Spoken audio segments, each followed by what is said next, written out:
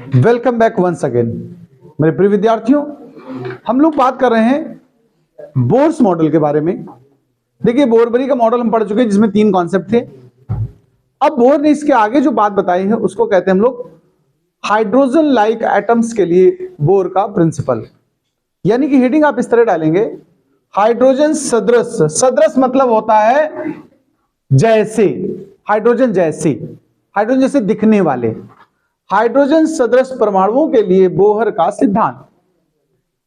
इसमें क्या है, जरा पहले एक बात यही कर लेते कि हाइड्रोजन लाइक का क्या मतलब है। हाइड्रोजन की देखिए क्या खासियत होती है, ध्यान देना प्लीज। हाइड्रोजन का ये नाभिक है सपोज करो, और उसके चारों ओर एक ही इलेक्ट्रॉन गति करता कि नहीं करता, बताओ। 1H1 पढ़ा कि नहीं पढ़ा हाइड्रोजन के लिए? तो जितने इस तरह के होंगे जिनमें बाहर एक इलेक्ट्रॉन चक्कर लगाएगा वो सब कहलाते हैं हाइड्रोजन सदृश। ये कौन से होंगे सुनो। एक तो 1H1 तो हम बता ही चुके, तो बना ही रहे। एक होता है, देखो वैसे हीलियम का होता है 2He4 होता है, उसमें 2 इलेक्ट्रॉन बाहर होते हैं। अगर किसी विधि द्वारा उसका एक इलेक्ट्रॉन हम हटा दें किसी विधि द्वारा, तो उसको He+ कहोगे कि नहीं कहोगे, बताओ। ये भी हाइड्रोजन जैसी शकल वाला हो जाएगा कि नहीं, बताओ भाई। इसका भी अंदर नाभिक होगा और बाहर एक इलेक्ट्रॉन चक्कर लगाएगा। अगर लिथियम पे 2 इलेक्ट्रॉन हटा दिए जाएं तो लिथियम प्लस, अब कितना बचा इसके पास, एक इलेक्ट्रॉन बचा। ये सब जो परमाणु हैं इनको बोलते हैं हाइड्रोजन सदृश, ठीक है। यानी ऐसे परमाणु जिनके नाभिक के चारों तरफ एक ही इलेक्ट्रॉन चक्कर लगाए वो कहलाएंगे हाइड्रोजन सदृश। उन्हीं के लिए हम ये कुछ सिद्धांत बनाने वाले हैं जो कि बोर ने दिए हैं।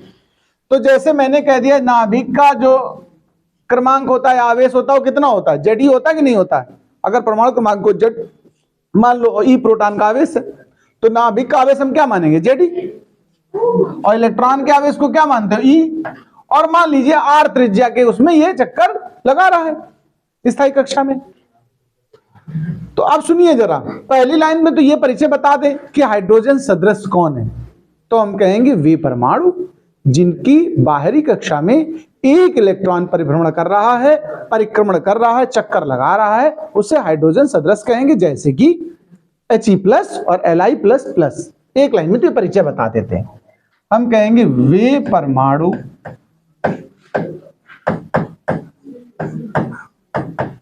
जिनकी बाहरी कक्षा में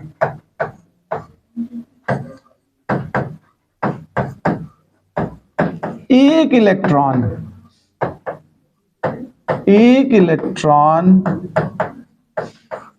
परिक्रमण कर रहा है, परिक्रमा लिख सकते हो, परिक्रमा कर रहा है,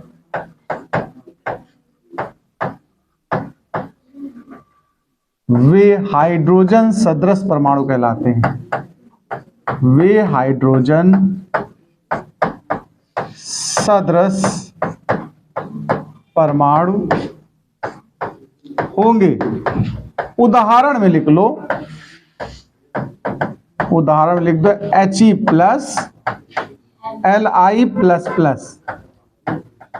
Li++, आदि। तो ये तो परिचय कराया। अब सुनिए, हम सबसे पहले करने जा रहे हैं जो काम, वो हम इस कक्षा की त्रिज्या का मान निकालने जा रहे हैं। क्या निकालने जा रहे हैं, त्रिज्या का मान। तो सुनिए, एक बात सुनिए, इन दोनों के बीच में ये देखो गोल गोल ऐसे वृत्ताकार मार्ग पे घूम रहा कि नहीं। और वृत्ताकार मार्ग में अगर कोई इलेक्ट्रॉन या कोई कण घूमता है तो उसे एक बल की आवश्यकता होती है। कौन सा बल, अभिकेंद्र बल। अभिकेंद्र बल कहां से मिलेगा ये तुम्हें सोचना पड़ेगा। जैसे पृथ्वी के चारों चंद्रमा घूमता है, उसको अभिकेंद्र बल कहां से मिलता पता है, गुरुत्वाकर्षण से। पृथ्वी को सूर्य के लिए कहां से मिलता है, गुरुत्वाकर्षण से।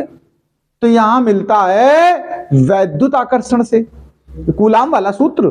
तो देखो 2 आवेश है, एक Q1 ये मान लो, Q2 ये मान लो, और बीच की दूरी r है। तो हम कहेंगे जो अभिकेंद्र बल है वो कहां से आएगा, देखो अभिकेंद्र बल मिलेगा, अभिकेंद्र बल बराबर होगा कौन सा बल, स्थिर वैद्युत बल। इसको हम क्या बोलते हैं, स्थिर वैद्युत बल या कूलाम वाला बल, ऐसे कुछ भी लिख दो। देखो अभिकेंद्र बल का वैसे सूत्र तुम लोगों ने पढ़ा होगा, mv² होता है, अभिकेंद्र बल की नहीं होता, बताओ। और स्थिर वैद्युत बल यानी कूलाम का नियम वो क्या होता है, 1/4πε0 Q1 Q2/r²। समझ रहे हो बात को? इसका एक काम करो, आर उधर ले जाओ, तो mv² बराबर 1/4πε0 Ze²/r। बोलो बच्चा लोग, बताओ ये बातें। अच्छा दूसरी बात, इलेक्ट्रॉन स्थायी कक्षाओं में ही चक्कर लगाते हैं, ये बात की थी मैंने कि नहीं की थी, बताओ। उनके लिए एक शर्त होती है, क्या शर्त होती है, कि उनका कोणीय संवेग n गुना होना चाहिए h/2π का, यही तो पढ़ाया था। तो हम कहेंगे स्थायी कक्षा के लिए, स्थायी कक्षा के लिए क्वांटीकरण शर्त के अनुसार, क्वांटीकरण शर्त से, वो शर्त कहती है कि mvr बराबर n गुना h/2π का। बोलो बोलो सब लोग बोलो, ये बात समझ में आई कि नहीं आई, बताओ। इन दोनों समीकरणों को आपस में हल करना है मुझे, और r का मान चाहिए, किसका मान चाहिए, त्रिज्या का। एक काम करो, इस पूरे को पहले वर्ग कर दो समीकरण 2 को, और समीकरण 1 उसमें भाग कर दो। ध्यान देना, जरा ध्यान देना मैं क्या लिख रहा हूं, समीकरण 2 का वर्ग करके समीकरण 1 से भाग देने पर। बात को ध्यान से सुनोगे तो बहुत आराम से समझ में आएगी बात, गणित है पूरा, इसमें फिजिक्स का काम ही खत्म नहीं कुछ है। वर्ग कर रहा हूं, m² v² r² n² h²/4π²। अब भाग कर दो समीकरण 1 में, जो कुछ था वो क्या था, जरा देखो समीकरण 1 में, देखो जरा LHS में क्या था, mv², RHS में क्या था, देखो जरा 1/4πε0 Ze²/r था। आओ कुछ काटा जाए तो काट डालते हैं, ये काटो, एक m कट गया, देखो mr² यहां बचा, ये देखो ये चौथा स्थान है, कहां पहुंचेगा, सबसे ऊपर जाएगा कि नहीं जाएगा, बताओ। तो n² h² के गुणा में आएगा 4πε0 r बटे ये 4π² और Ze²। अभी यहां भी कुछ कट रहा, काट डालो, क्या कट रहा देखो, 4 कट गया, एक पाई कट गया, और कुछ कट रहा है तो नहीं कट रहा, तो ठीक है। n² h²/0 r/π Ze² है। हाँ, दोनों पक्षों से एक r और काट डालू, देखो तो एक r बचा, देखो एक r यहां बचा, जब एक r इससे कट गया तो n² h²/π mze²। देखो देखो जरा देखो, m उधर ले गया भाग में, ये त्रिज्या का सूत्र आ गया, किसका आ गया, त्रिज्या का सूत्र आ गया। यहां तक नोट करो फटाफट। देखो इसको हम और तक कैसे कह सकते हैं, एक तो पहली बात सुनना, h क्या है, प्लांक नियतांक। ε0 क्या है, ये भी नियतांक है कि नहीं, परमिटिविटी कांस्टेंट। पाई तो जानते हो कांस्टेंट है, m इलेक्ट्रॉन का द्रव्यमान है, वो भी कांस्टेंट है। z परमाणु क्रमांक है, किसी निश्चित तत्व के लिए z का मान भी तो कांस्टेंट होगा, जिसके लिए वह हाइड्रोजन है या हीलियम है सबका फिक्स होता है, e कांस्टेंट है। यानी हम ये कह सकते हैं कि जो r है वो समानुपाती n² है कि नहीं, बताओ। यानी मुख्य क्वांटम संख्या के वर्ग के समानुपाती त्रिज्या होती है, देखो। अर्थात अगर हम कहें R1 R2 यानी कक्षाओं का अगर अनुपात निकालना पड़े तुम्हें कभी, यानी कक्षाएं किस ऑर्डर में पढ़ती हैं, ध्यान देना जरा, तो एक पहली कक्षा के लिए n का मान क्या कहोगे, 1, दूसरी के लिए 2 का वर्ग करो, फिर 3, तो यानी कक्षाओं में जो त्रिज्याएं होती, ध्यान रखना, उनका अगर कभी अनुपात आ जाए कहीं तो आप क्या कहोगे, वर्ग के रूप में होता है। ये बात तो समझ गए होगे ना। यानी पहली कक्षा की अगर x त्रिज्या है थोड़ी देर के लिए, तो दूसरी कक्षा की कितनी होगी, 4x, तीसरी कितनी होगी, 9x, चौथे की कितनी होगी, 16x। अब सुनिए एक और बात, ये तो बात ऐसे हमने बता दी, हम इसका मान निकालते हैं। उसको हेडिंग यहां पड़ेगी बोहर त्रिज्या, क्या पड़ेगी, बोहर त्रिज्या। सुन लीजिए बोहर त्रिज्या का क्या मतलब है। हाइड्रोजन की पहली कक्षा की त्रिज्या को हम बोहर त्रिज्या कहेंगे। क्या कहेंगे? आओ हम हाइड्रोजन की बात करते हैं। तो पहले देखो हम कहेंगे हाइड्रोजन के लिए, किसके लिए? अच्छा, हाइड्रोजन के लिए जेड का मान कितना होता है, कोई बता सकता है? Z is equal to, hydrogen के लिए जेड, जेड माने परमाणु क्रमांक 1। तो ये देखो सूत्र। अब आर वाला क्या बना, देखो जब जेड वहां 1 रख दो, देखो देखो जेड को 1 रख दिया मैंने, तो एन स्क्वायर एच स्क्वायर ई अपान, नहीं अपसाइलन नॉट है, epsilon not upon pi Amjad Khan E square. तो जेड हटा देना मुझे इसमें से, जेड को 1 ले लिया हमने, तो क्या बचेगा यहां पर बताओ? एम ई स्क्वायर बचा। अच्छा, पहली कक्षा के लिए ध्यान देना, प्रथम कक्षा के लिए, प्रथम कक्षा के लिए चूंकि हाइड्रोजन में एक ही इलेक्ट्रॉन है तो पहली कक्षा में तो चक्कर मारेगा, तो एन बराबर क्या हो गया? 1 नहीं हो गया, बताओ। तो इस त्रिज्या का नाम हमने R1 कह दिया। क्या कह दिया? एन को 1 रख दो तो क्या बचा? H square epsilon not upon pi M E square बचा। ये जो त्रिज्या है ना, इसको बोहर त्रिज्या कहते हैं। जरा ध्यान से सुनना, इसका मान कितना है, मैं इसकी कैलकुलेशन करता हूं। एच का मान सबको याद है, 6.6 10 to power -34, और इसका स्क्वायर लगा यहां।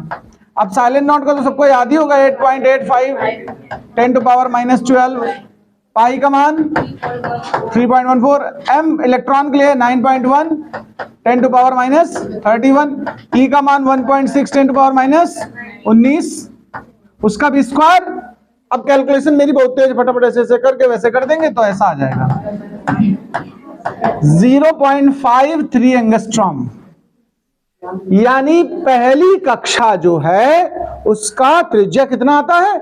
0.53। अगर मान लो कभी पूछा, इसे बोहर त्रिज्या कहते हैं, ध्यान रखना। इसे क्या कहते हैं? इसे बोहर त्रिज्या कहते हैं। अच्छा, लेकिन अगर मान लो तुमसे कहा जाए कि R2 बताओ हाइड्रोजन के लिए, सपोज करो, तो R2 के लिए यहां देखो, मैंने कहा ना 2 नंबर बोला तो 4 गुना हो जाएगी सीधा। तो कितनी हो जाएगी? इंटू 4 कर दो तो कितना आएगा? 4 3 12, 4 पंचे 20 और 1 21, और 2 अंक दशमलव ठोक दोगे तो एंगस्ट्रॉम हो गया कि नहीं? R3 निकालना हो तो 9 गुना कर दो, 10 गुना, ऐसे मतलब 16 गुना, फिर 25 गुना, फिर 36 गुना, फिर करते जाओ। तो नोट कर लो इसको भी। देखो हम बात करते हैं, त्रिज्या तो निकाल चुके हैं। ये देखो कुछ निश्चित कक्षाओं में तो इलेक्ट्रॉन चक्कर मारते कि नहीं मारते? ऐसा तो नहीं कि कहीं भी मार देंगे चक्कर। उस अनुमत कक्षा में इलेक्ट्रॉन का वेग कितना होगा, हम बात उस पर कर रहे हैं। अनुमत कक्षाओं में इलेक्ट्रॉन का वेग। तो चलो वेग निकालने के लिए सुनिए, अभी हमने समीकरण 2 जो बनाया था, देखो वहीं से सीधे उठा रहे हैं। समीकरण 2 किस चीज के लिए बना था बताओ? समीकरण 2 बनाता है mv r बराबर n गुणा h अपान, यहां देखो वेग पड़ा हुआ कि नहीं पड़ा हुआ बताओ? हम वेग का मान चाहते हैं तो v को इधर पर बचा लो, बाद बाकी पक्षांतर कर दो, तो NH अपान 2 पाई mr हो गया। थोड़ा गौर करना, यहां त्रिज्या फंस गई आके, त्रिज्या का मान निकाल चुके हैं, वो मान यहां उठा के रख सकते हैं सीधा। देखो तो देखो v बराबर NH अपान 2 पाई m, और सुनिए ये 1 अपान r है, ध्यान से देखो, ध्यान से देखो 1 अपान r है कि नहीं? अगर हम r का मान पलट के रख दें गुणा में, भाई यहाँ r भाग में है, तो अगर r का मान पलट के गुणा कर दो तो मतलब तो वही होता है। तो देखो r का मान हमने क्या सीखा था? पाई m जेडी नीचे था तो ऊपर चला जाएगा, पाई m जेडी स्क्वायर याद आया, और गुणा में क्या था? n square H square epsilon not. ये r का मान है जो याद करना है तुम्हें, आसान रहेगा हमेशा। देखो यहाँ r का मान रख दिया, लेकिन पलट के रख दिया, तो भाग की जगह गुणा में रख दिया। कुछ कट वट रहा हो तो काट डालते हैं, नहीं तो फिर छोड़ देंगे, वेग का मान आ जाएगा। n से एक n कट रहा, देखो पाई से पाई कट रहा है, m से m कट रहा है, n से एक n कट गया तो क्या बचा? ऊपर जरा देखो एक h कट गया, बहुत बढ़िया बहुत बढ़िया, बहुत पहचान रहे तुम लोग। तो देखो जेडी स्क्वायर ऊपर है, नीचे 2 है, n h एप्सिलॉन नॉट। ये तुम्हारा किसका व्यंजक आ गया? वेग का। किसका आ गया? हाइड्रोजन के लिए अगर हम बात करें, हाइड्रोजन के लिए अगर हम बात कर रहे हैं तो जेड का मान कितना होता है? जेड इज इक्वल टू 1 होता है हाइड्रोजन के लिए। तो v इज इक्वल टू क्या निकला, E square upon 2NH epsilon naught. एक चीज यहां से भी कह सकते हैं, वेग का मान देखो n के व्युत्क्रमानुपाती है, ये भी बात कह सकते हो कि नहीं कह सकते हो, बताओ। यानी कक्षाओं की दूरी बढ़ने के साथ साथ वेग डाउन होता है, घटता है। अच्छा, एक बात, ये वेग निकला, यहां अगर n को भी 1 ले लें हम, देखो ध्यान देना, n को क्या ले लें भाई, एक ही इलेक्ट्रॉन होता ना, तो for n is equal to 1, तो इसको v1 नाम कह सकते हो कि नहीं कह सकते हो, बताओ। तो फिर ये सूत्र क्या बना, E square upon 2H epsilon naught. बताओ सब लोग बताओ, इतना नोट करो फटाक से पहले। तो अब देखो एक काम और कर सकते हैं, सुनिए, ये जो बात निकल रही है बहुविकल्पी के लिए बड़ी इंपॉर्टेंट, कौन सी बात, सुनिए। यहां C से भाग दे दिया, कैसे, C से भाग देने पर, C माने प्रकाश की चाल निर्वात में, तो V1 अपान C बराबर, देखो ध्यान देना, E square upon 2H epsilon naught C आएगा। गौर से देखो ये सब कांस्टेंट, गौर से देखो यही कातिल है। 1.6 10 टू पावर माइनस 19 का वर्ग, 2H का मान 6.6 10 to power minus 34, epsilon naught का मान 8.85 10 टू पावर माइनस 12, और C का मान 3 गुणा 10 घाते। जब आप इसको हल करेंगे तो उत्तर आएगा 1/137। कितना आएगा, इसको बोलते हैं हाइपर फाइन स्ट्रक्चर कॉफिशिएंट, इसको बोलते हैं सूक्ष्म संरचना नियतांक। मोस्ट इंपॉर्टेंट लिख लो बहुविकल्पी के लिए, यह एक शुद्ध संख्या है। कैसी संख्या, ये प्योर नंबर है, देखो यह एक शुद्ध संख्या है जिसे सूक्ष्म संरचना नियतांक कहते हैं, सूक्ष्म संरचना नियतांक कहते हैं। नोट कर लो भैया सब लोग।